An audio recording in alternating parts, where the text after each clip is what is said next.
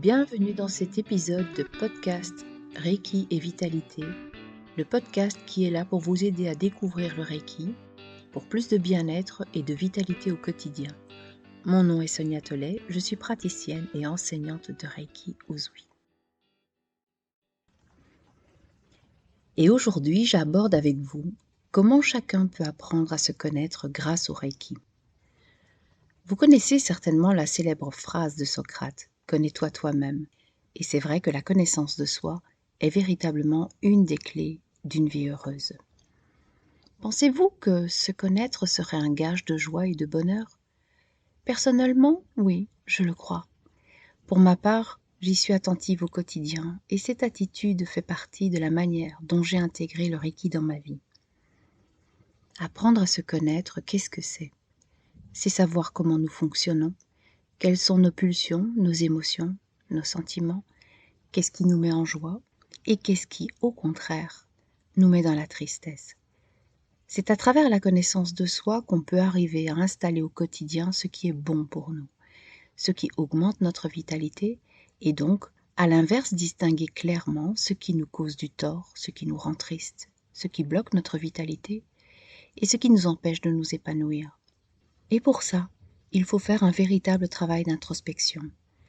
C'est un long travail par lequel on apprend à s'observer et à se voir tel que nous sommes, à observer pourquoi telle chose nous met systématiquement dans la tristesse ou en colère, pourquoi tel type de personne nous plonge dans une telle émotion.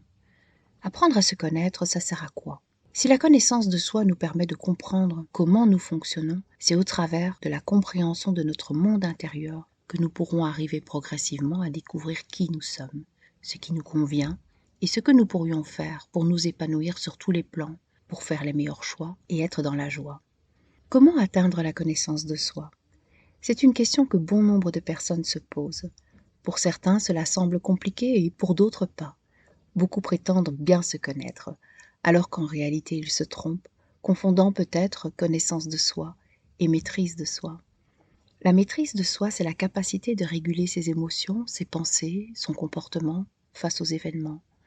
On est là dans l'idée de contrôler, de réprimer, de se retenir, comme contenir sa colère, étouffer ses larmes, ne pas rétorquer quand c'est nécessaire, alors que, vous l'aurez compris, la connaissance de soi, c'est ce savoir qu'une personne acquiert sur elle-même tout au long de sa vie, à l'occasion des expériences qui vont lui permettre de savoir qui elle est vraiment et comment elle fonctionne.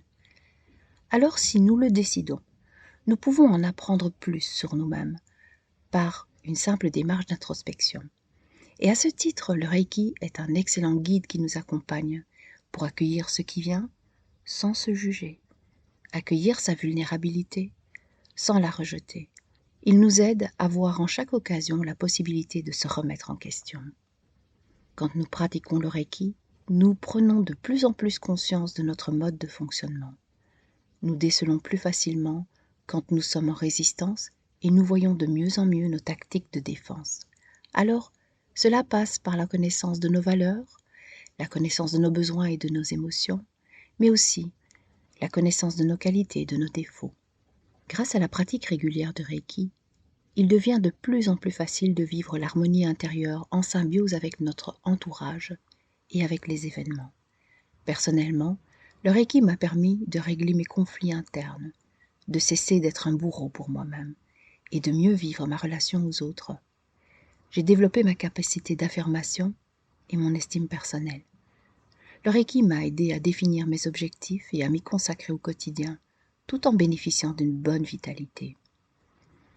Quand nous arrivons à réellement connaître nos forces, nos limites et nos faiblesses, rien ne peut nous empêcher d'être heureux et épanouis. Nous savons alors que nous sommes libres de prendre soin de nos besoins et nous savons respecter les besoins des autres. Vous aurez compris que pour apprendre à vous connaître, il vous faudra vous observer à chaque instant parce que vous serez soumis au changement constant de votre propre évolution, jour après jour. Sachez que ce travail d'introspection et d'harmonisation est facilité par le Reiki.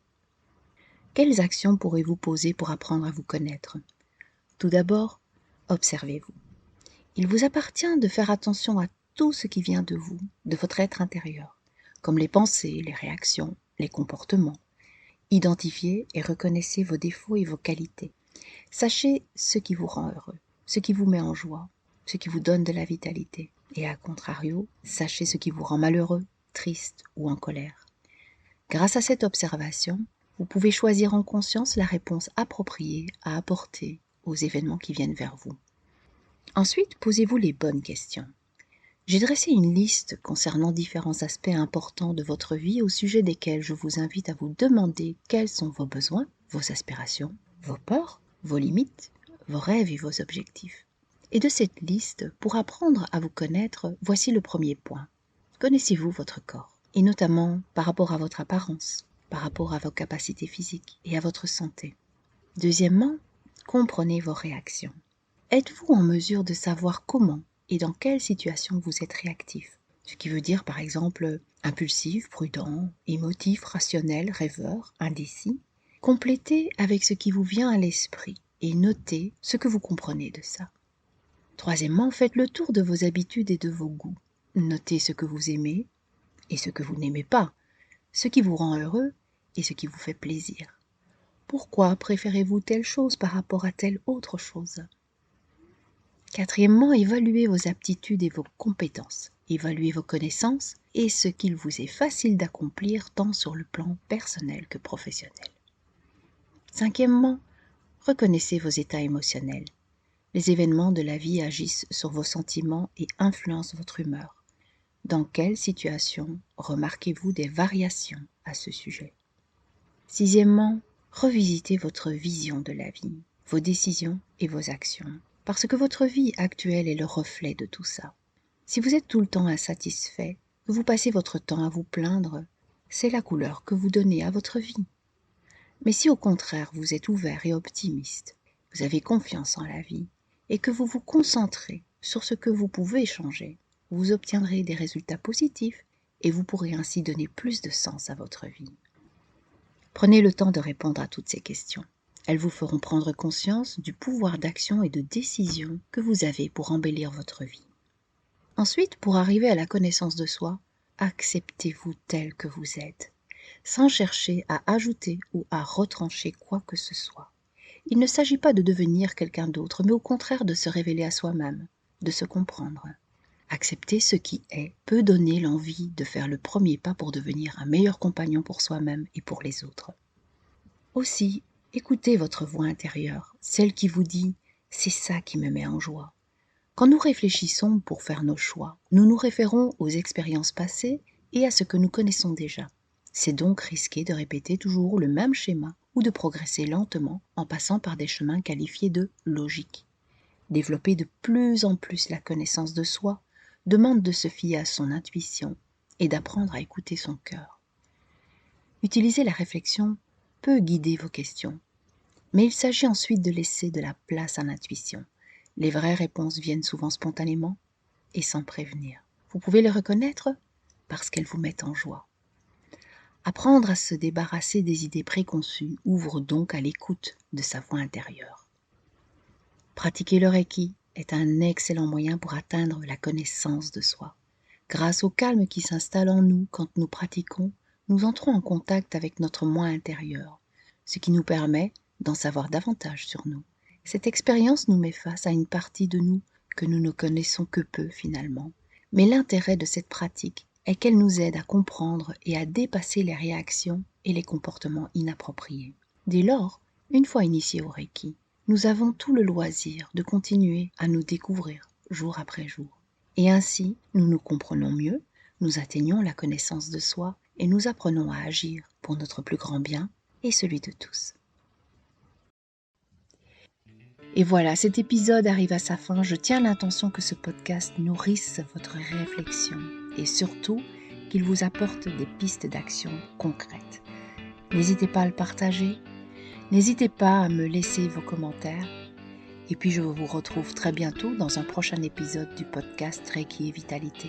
Je vous invite à visiter mon site reikihumaniste.be où vous trouverez mes formations, des ressources et le blog qui s'enrichit régulièrement d'articles pour découvrir et approfondir le Reiki et prendre soin de soi au quotidien. Alors à bientôt.